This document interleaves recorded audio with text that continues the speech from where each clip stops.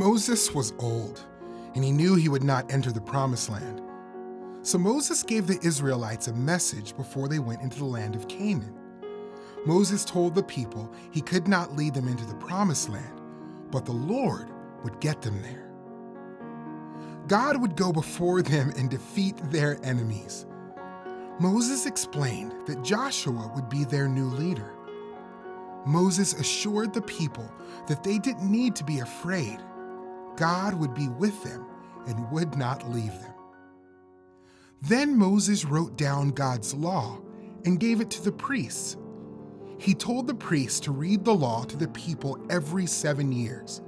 This way, the people would listen, remember, and follow the law, and they could teach it to their children. The priest put the law with the Ark of the Covenant. God told Moses and Joshua to go to the tabernacle. The Lord appeared in a thick cloud and made Joshua the Israelites' new leader. "Be strong and courageous," God said to Joshua.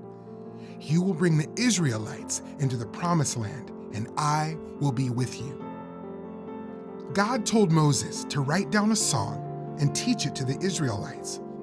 The song warned the Israelites that if they disobeyed God, disaster would come to them. So Moses wrote down the song and read it to the Israelites so they would remember God's words. Moses said, "These words are your life." Finally, Moses blessed all of the tribes of Israel and praised God.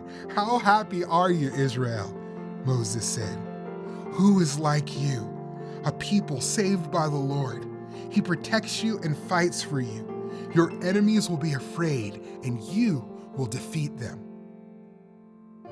Then Moses went to the top of a mountain where he could see the promised land across the Jordan River. Moses died there and was buried, and the Israelites wept. Then the people turned to Joshua, their new leader, who would take them into the land God promised. Moses was a good leader for God's people. No other prophet in Israel was like Moses until Jesus came. The Bible says Jesus deserves more glory than Moses. Jesus is our perfect leader. He died and was raised so that Moses and every believer in all of time can enter the promised land of God's kingdom.